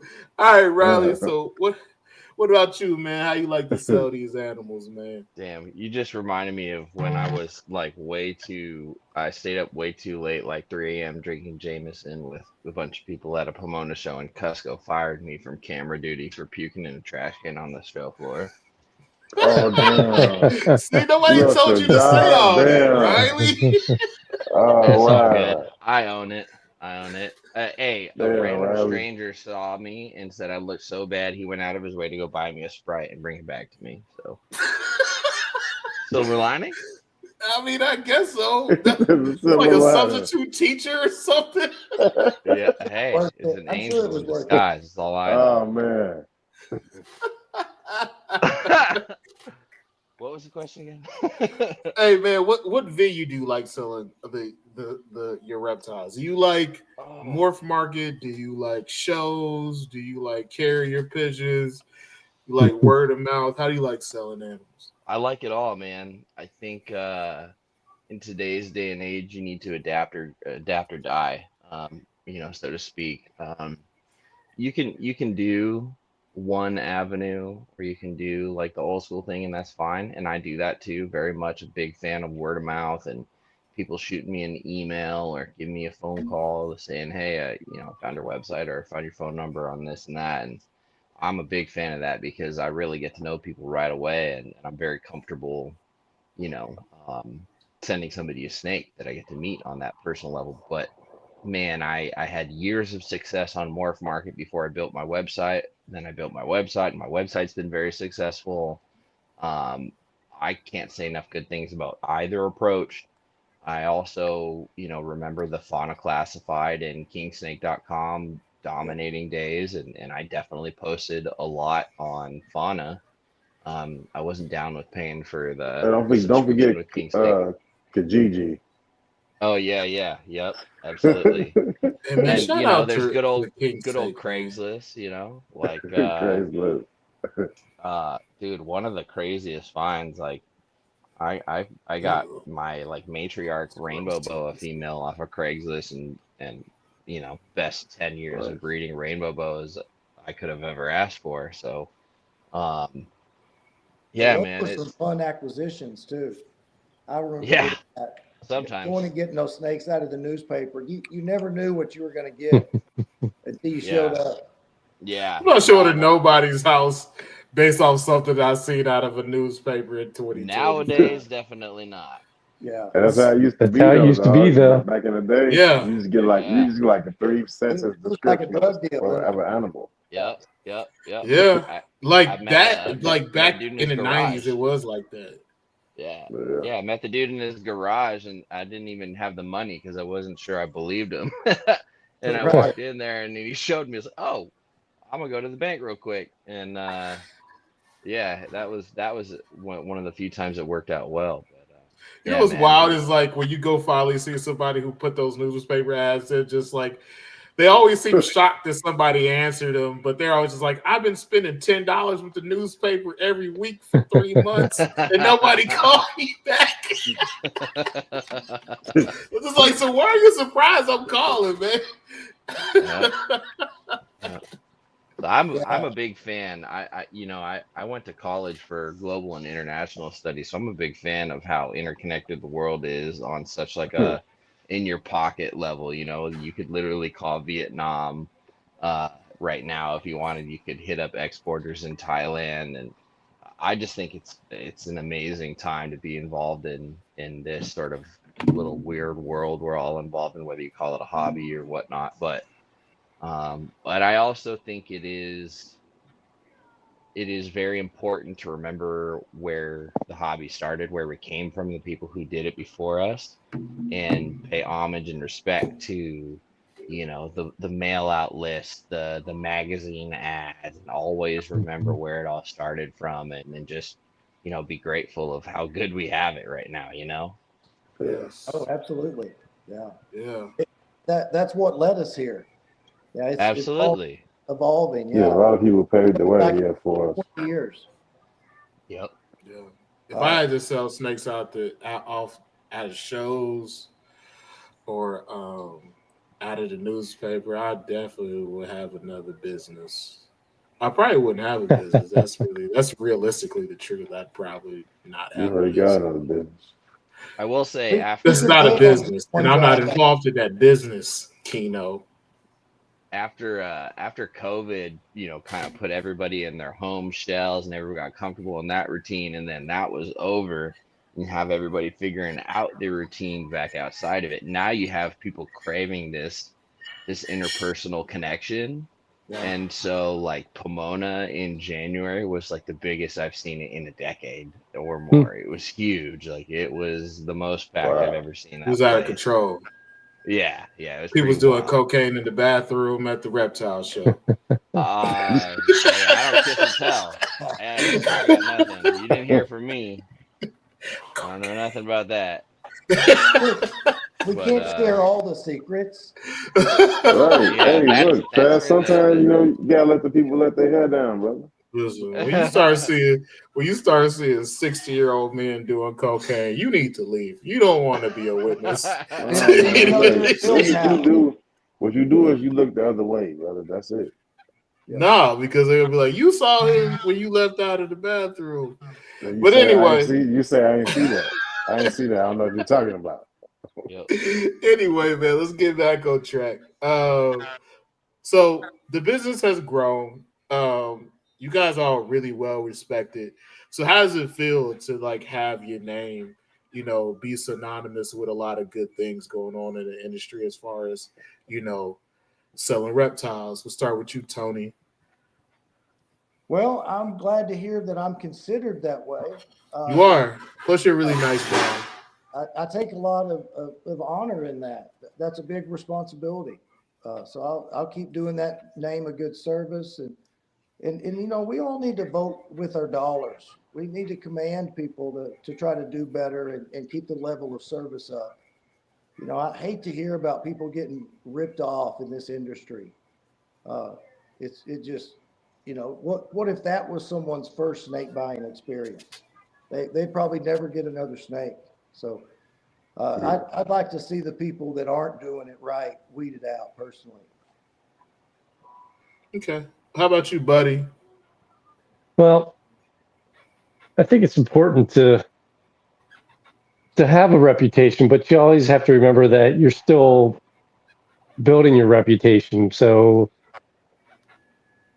you guys probably don't believe this, but I can be and am a very competitive person, We and can believe you can you believe got it your good. hat on inside. We can tell that you've been doing That's something. right. Because it's cold out here with these diamond pythons. Yeah. Um, don't rest on your laurels. You know, if you have a reputation, don't think that you your reputation can't be impacted by an action or a decision. So you know, just have integrity and be honest, and you know, try to treat people the way you would like to be treated, and just always do that. I think a lot of people um, start out with great intentions, and I don't know, something happens. I don't know whether it's there's too much financial pressure. They set such high expectations for success, and they aren't able to achieve it, and so they have to, I guess, do things that we the group here of people would consider to be not honest or with integrity. You know, a lot of people get into this hobby quickly, and then when things don't go their way, they get out quickly as well. And a lot of those people do a lot of damage to all of our reputations that are in the hobby when they do things like that. So you know, just and support people that are always trying to do the right thing. Yeah. Okay. Yeah. What about you, Riley? It's interesting that we're talking about this because I've really been Common knowledge, buddy. struggling personally over the last, maybe 3, 4 months, and maybe less so recently, but definitely like 4 to 5 months ago. I personally was going through a lot of internal struggles, and I feel like I'm always going through these like hindsight chapter evaluations of my life where I'm like, able to see where I succeeded or failed in a certain like point in my life and really evaluate it. But what bums me out is when I'm making those mistakes, I'm not able to catch myself in the moment. And I'm not talking about like dishonesty or like shady things like sending people snake mites or whatever, but I'm just talking about how I've like interacted with people personally. And it's interesting that we bring this up because your reputation is more or less all you have in the reptile world. That being said, as somebody who used to think people couldn't change, I do think people can change, and I do think people are worthy of second chances, and more so even if their heart's in the right place. And as somebody who continues to make a lot of mistakes, right now I'm like my biggest worst enemy, and I've burned some bridges with some people that I've known for 10 years that won't talk to me right now. I've had to, I've had to come to terms with that. And it's 100% on me and my fault and my perspective at the time and the way I was thinking and behaving. And when you go through those points in your life, whether it be in reptiles or not, and you hit a downfall, if you can look back and figure out where you did wrong and try and just be honest with yourself and try and reach out and make amends and just at least acknowledge and not do that and do better, like that's the least you can do. And I don't know. I just it's kind of serendipitous that this comment came up or this question came up right now, because this has kind of been the focus of my life lately. Mm-hmm. Sacramento is sketchy, and I don't go out at night for a lot of reasons. But if I'm being completely honest, I don't really have friends. Like I have friends, like I hang out with people. People come to the shop. I go to the herb societies. I see people at shows. I talk to people online. I got my Discord community. Like I have friends, but you know what I mean? Like I don't have friends. And I'm a firm believer that's kind of my fault. And I'm cleaning up after that mess. And so I think everybody can do a lot to learn from my mistakes and everything that, Tony and Buddy were saying about, just handling yourself with integrity and being honest and treating yourself or treating others how you would want to be treated. And I think one of the biggest things that I've been trying to embody is being mentally present during a situation before I have a knee-jerk response or reaction, and try and just be more thoughtful and take a pause and take a step back and just be a little bit more introspective. And sometimes I'm good at it and sometimes I'm not. Um, but yeah, if there's anything, anybody takes away from it, I've lost some of the best friends that I could ever ask for recently. And yeah, it's all my fault just because I didn't, take a few moments to be like, dude, chill. You're getting wound up for no reason. Like, you know what I mean? Like, I don't know. Your reputation's everything, and even if it's not done in a public forum, like on Facebook or anything like that, word gets around. It's a small community, and you owe it to yourself to do the best by yourself and your animals. At the end of the day, all you have is your name. So Yeah. I think it's I very think important. I think that we all, as we grow up, we all kind of realize that sometimes we just be being these big ass dickheads, and we don't. Sometimes we don't understand that when we're talking to people, like we may feel a certain way about something, but it's not how we go about doing certain things and talking to people. Sometimes we get besides ourselves, and we can ruin our own relationships. Shit, I got friends that I've had to apologize to. I'm like, yeah, I was having a day, and I don't know why I treated you like that. I was being a giant asshole, like the biggest asshole I could possibly be. And it takes you growing up to be able to see that. Because sometimes people they're just like they'll let that shit fester and turn into different things, and a misunderstanding can turn into hate. 100%. As long as you can, try to mend a relationship, that's all you can do. Yeah, for Because the we all record, make bro, I mistakes. never hated you for none of that. I always apologize. I accept your apology, bro. Go fuck yourself. I didn't hear what you said, but I thought it was bad. Listen, this man tells lies about me, man, all the time. Like he just makes these rumors up and he just pushes them. But that's still my guy. Was that so? Was it made up when you was laughing at me when I almost fell off the roof? Hey, was it made up when you told people that I was a pimp and my father moved me out of Memphis when I was 11 because Was that made up? That's a bunch definitely of not older made up. pimps And were I gonna got kill me? that's not made up. What up earlier when you said that you got footage of me hopping out of a Caprice Classic with a straight razor about to cut it up a pimp? Yeah, you said that. You said that. First Anyway, off, first off, I said coup de ville. I ain't said Caprice so Classic. fucking bro. I Shut said your coup de ass ville. up. Get it straight. Shut up. Get it Listen, right. I got a question for Buddy, Uh-oh. and I think that this applies to everybody. But we didn't get into this last time because at the very end of the show. But Kino brought up how you have different, you breed a lot of different, types of chondros, and all your chondros are not expensive chondros. Like you Right. have ranges, and a lot of guys that breed chondros, there's no in between with these guys. Like it's either super expensive or it's not. Right. So could you tell me about that? Um, well, I with condors in general, and you guys know this. You keep chondros. You've bought animals. I really kind of think.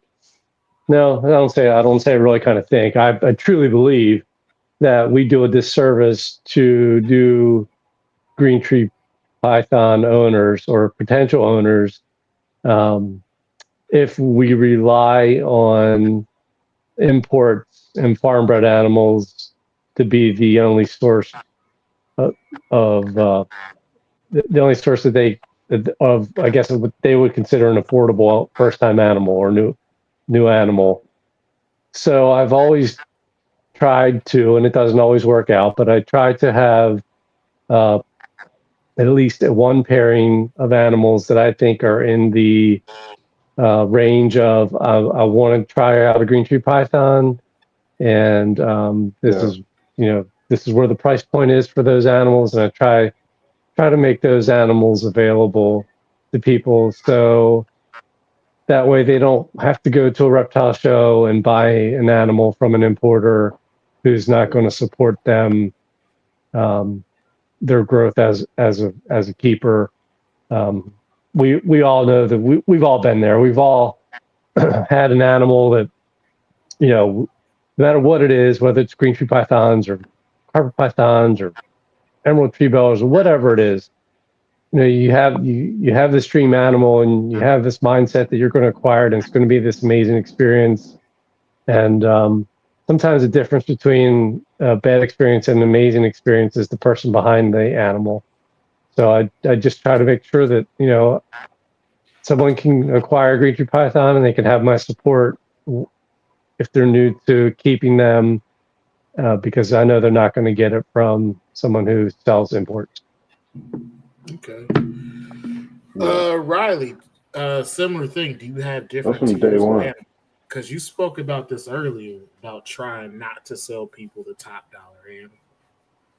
Yeah, I mean, I've got carpets that I produce that are, $150, $125, and then, on up. Now, granted, I would say carpet pythons don't currently command, a crazy out of reach dollar for the average pet keeper. That being said, a lot of them, $400 or $500 is more than people are willing to just quick blink and spend.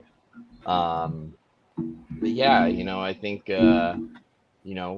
giving people access to these animals, if it's the right person or potentially the right person or a young mind that is inspired and like really rearing to go, if you have that opportunity, man, like I don't know if there's anything better than seeing somebody's face light up when when that all clicks, when they're able to get that snake that they really wanted, and you don't know what journey you just set them out on. I really love Morelia for that reason, because you can get low end to mid range to high end stuff. You can get, green trees and roughies that are 4 digits. You can get carpets that are sometimes 4 digits in certain morphs or whatnot, but then you can get everything below, and there's something for everybody. And I don't know, man. I hate turning somebody away just because, they're a little bit short of the buck, but it's like it seems like it's the right fit for them. And that's where I really like shows, because that's an in-person sort of thing, and you can really get that one-on-one connection. You put the right snake in the right hands. But yeah, I think if you can do the low end sort of sub $300 stuff pet grade, and then the mid-range stuff and up, I think you're hitting as wide an audience as possible. But obviously, if you're somebody with a great reputation and your animals speak for themselves, people are willing to pay because they know what they're getting into. They want, sometimes they want an animal from somebody. It's sort of like a planned deal. Like there's Let's just names that are in the hobby where people like they plan all year to buy a snake from so and so. So I think if that there's animal is something to be said. unique, it makes sense. But a lot of times Sure. that shit is cult of personality. But I'm Yep. just gonna get shot Sure. at for saying that out loud. Sure. No, there's definitely some of that, and I think Go that's to all fair. Chronicles. All's fair in love and war. You know, it's like how well you market your stuff, but at the end of the day, Snake's only worth what somebody's willing to pay for it, right? So, Right. Yeah. you know, I could go in and you know Photoshop the hell out of a jungle, make it bright as hell, and put it up for $4 grand, and it's not gonna sell. I promise you. It doesn't matter who does it. Like Nick could do it and it won't sell. It's just the way of the world. So I think there's a lot to be said for that. But there's too many Sure. factors. You put some nice, Tony. but you just, but you like Chad. You put some nice clothes on to put on the blade, man. Okay, we're not doing 100,000, this anymore. Tony. 100,000, Tony. 100,000, 100,000, Tony. Nothing is getting put on a blade around here. 100,000, baby. Get out of here. Go to Tony, what Chronicles. about you, man? The tears of animals. Go to Chronicles. Yeah, would you repeat the question? So, you know, we talked to Buddy and Riley about having snakes at different price points. Instead of, you know, just all the snakes are expensive because I've made them. Well, I guess kind of like that. I usually will price an animal, and that's the price. Yeah, bro. I don't really produce a lot of low end animals, so I couldn't even speak to that. But I am surprised that there are so many new keepers that just want the snake they want. They want their preference. And I think, Buddy, you must like selling to some of those keepers with the green tree pythons. It's a nice demographic to me because I think I relate well to those people and can kind of help educate them. But I wouldn't say that my snakes are high end, but you know, I usually would say my animals range from 800 to 1,500. But I don't really have. I guess I couldn't speak to the low end, other than I'm glad I don't sell low end animals. I've done a lot of that. There was a time that I ordered 1,000 freshly hatched baby ball pythons. And that's a summer I'll never forget. That sounds terrible. Yeah, I sold a lot of $10 snakes. Yeah, they were African hats. In lots, but I also sexed all those snakes and housed them in individual tubs. What type of maniac are you, Tony? What's that? I said, what type of maniac are you, Tony? I'm the kind that would do that one time. Those are wild caught. Those are wild caught African lots. Oh, they were. It was a big deal to get those animals in at the time. This was probably 2000, 2001. So Yeah, if they you was got in still like 1,000, discovering new marks and stuff. you were going to get to select a few. And so that was kind of my strategy. I think I had 100 that I called selects from that lot. And then I sold some lots of hundreds. And then the smaller the lot, the better the animals. But it just, all that was work to separate all those animals.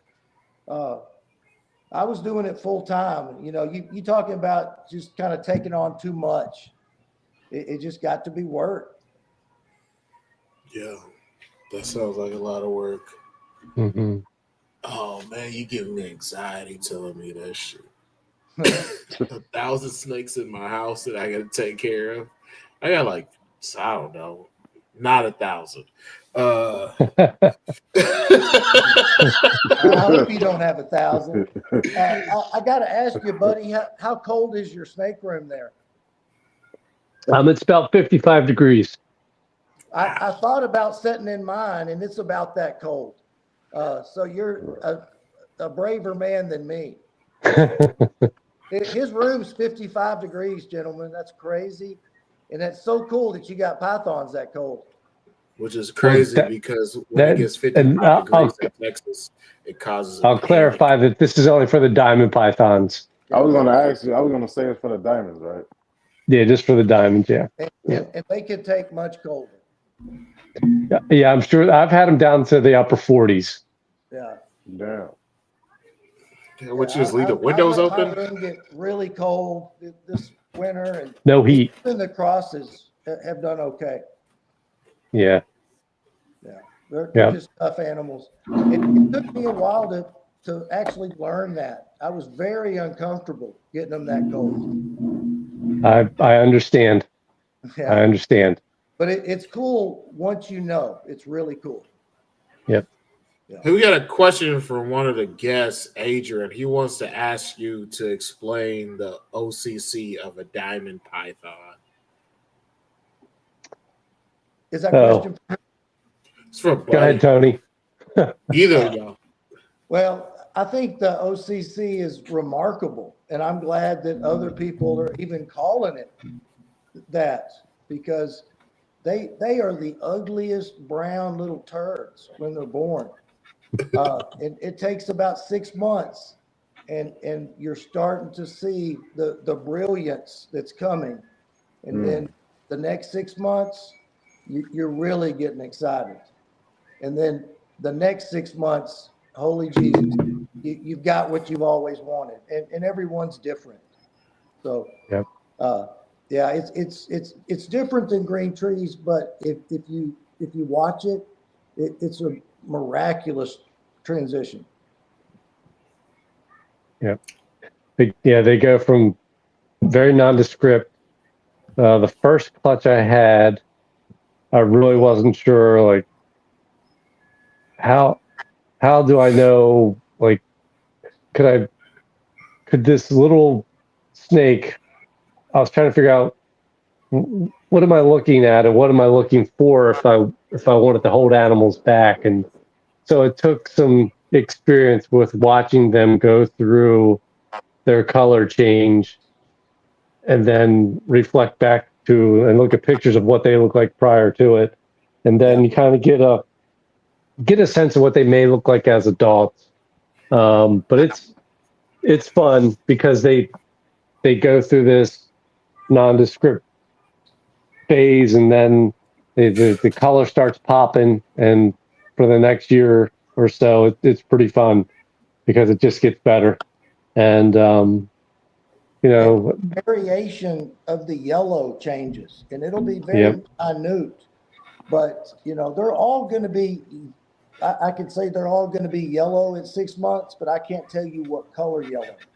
And right, in the next 6 months, you're starting to get an idea what the yellow is going to look like. But it's always brilliant.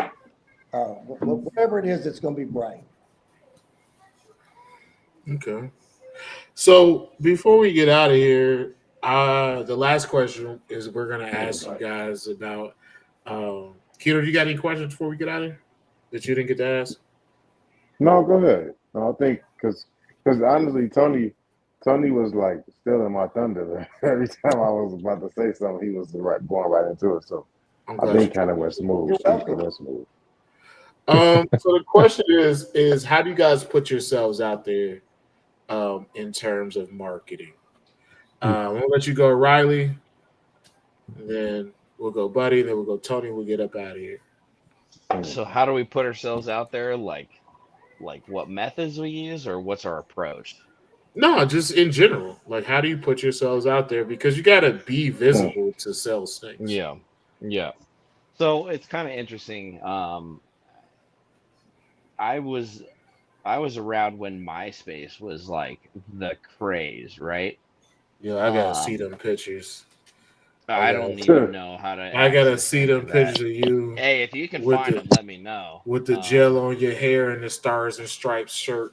Bro, I had like long hair at that age. I wore skinny jeans and skated all the time. But Did you wear those bullhead jeans from PacSun that people used to nah, make tighter with dental nah, floss?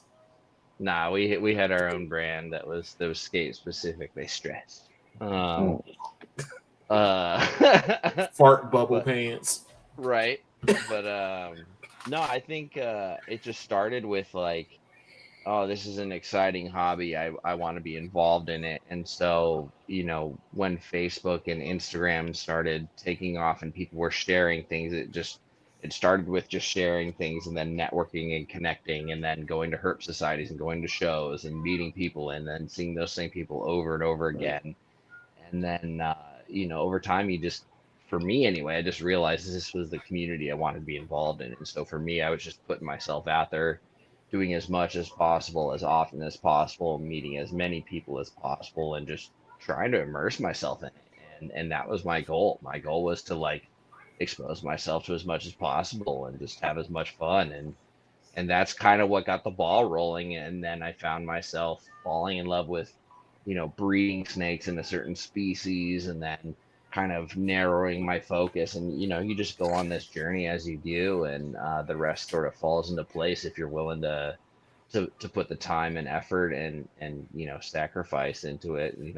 If it can fit within your lifestyle, I mean, it can be a really exciting ride. So for me, it was just, Yeah. I when I was a zookeeper, I remember I went home to visit some friends. I was skating at a skate park, and we were rolling around in the first 5 minutes. I was just warming up, and I did a flip trick and tore all the ligaments and tendons in my ankle, Hmm. in my foot, and I couldn't move my foot. And it was a really bad sprain, put me in a cast, the whole nine. And I remember having to carry a tortoise up and over a fence and putting weight on that ankle, and kind of having this very internal conflict moment. Like, look, this is that point where you need to make a decision. Like, you're either gonna go this way, and you're gonna keep skateboarding and hurting yourself, and maybe you'll make something of it, or you're going to go this way and turn this into a career and work in zoos and do this. Skateboarding can happen on the side, but you can't be like breaking yourself and trying to work with gators and tortoises and stuff. And so from that point on, I was just head into the reptile thing on that side. And then I found the private sector, and I just, as much as I could consume, and that was my goal, and that's kind of where I'm at. It's just with more focus now. So two things. When you Mm. come back, because you're coming back, we're gonna talk about your zookeeper days. But two, did you hurt your leg, hurt your foot like in front of anybody, or were you by yourself? At the skate park, Yeah. yeah, it was with one of my good homies. We'd literally been at the park for like 2 minutes, rolling around like a childhood friend, rolling around, just warming up. And the next thing you know is he sees me like crawling out of the park, crawling up the grass to go sit. And yeah, man, it was all bad. And it was not the first time I've done that too. There was a time in Mm. high school where I was driving folks around, and I obliterated my other ankle, and then had to hop a few fences and duck under a few and drop people off, and then go get myself to urgent care. So it's You know it's what? it's If bad. Keno knew how to ride a skateboard, those are the things that would happen to him. Hey, Ray, would your homie that you was there with, did he laugh at you when you messed your ankle up? Yeah, he thought I was full of it. He thought I was full of nonsense. He's like, bro, you just got into Okay, town. It's been five cool, minutes. And I was like, cool.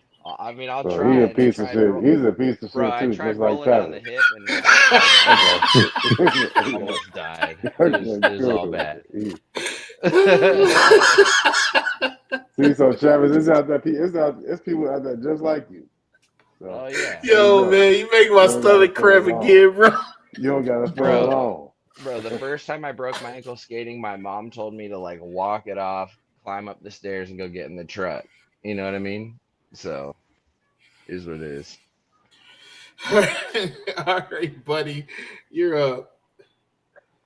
Um, I think I think I just got lucky and was at the right place at the right time. I when I came into Green Tree Pythons, I had friends that I had known for a long time who were already in the Green Tree Python community, and um, they were very helpful when I had hatched my first few clutches.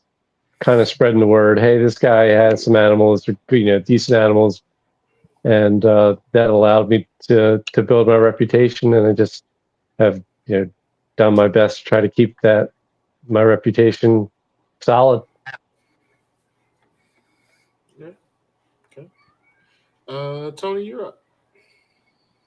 I don't feel like I do a lot, but one of I kind of have an hour and a half ironed out Monday through Friday from about 4:30 to 6 that I'll come and work in my snake room, do things related to my snake business.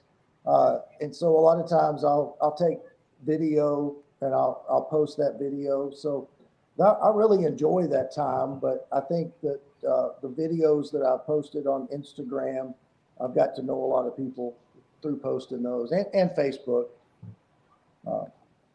But I like taking pictures of my stuff. I don't handle a lot. So all my caging, I can get some pretty good video in. So I do try to appreciate my animals like that. So I guess I'd say sharing your passion for what you do is a great way to market yourself.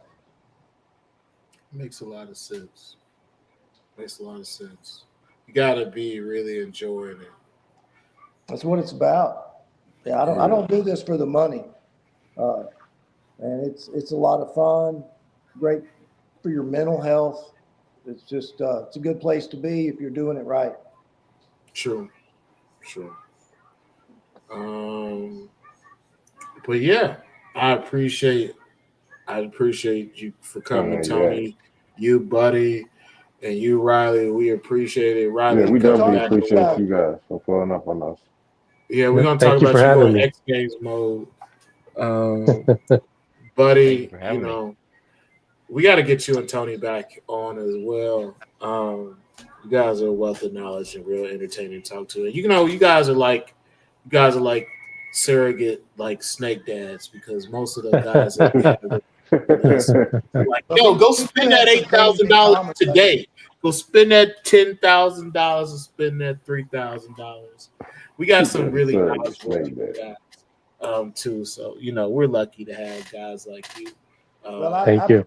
You guys coming out here and doing what y'all do. There's so much knowledge out there that, if you're getting into reptiles, go listen to these shows for a little bit, especially if you're starting to invest in reptiles. You can learn a lot and save yourself a lot of headaches if you'll really look at the big picture.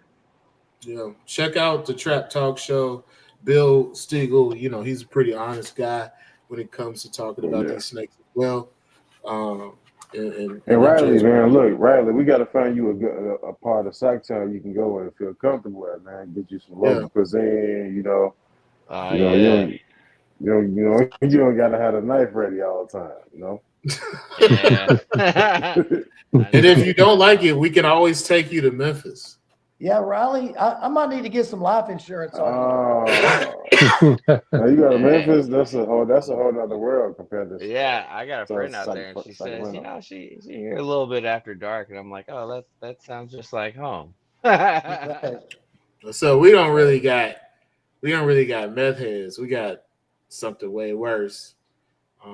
We're not gonna go into that right now, though. But anyway, buddy, what all y'all got in Memphis, brother? We're just not gonna go into it.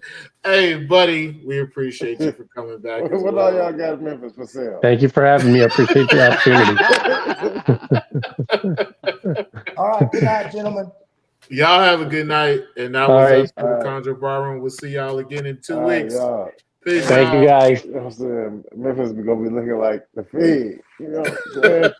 Don't hate me, Memphis. I'll come visit. He already know it. Hey, ask him what Memphis means. MEMPHIS. You still streaming while you still saying this shit.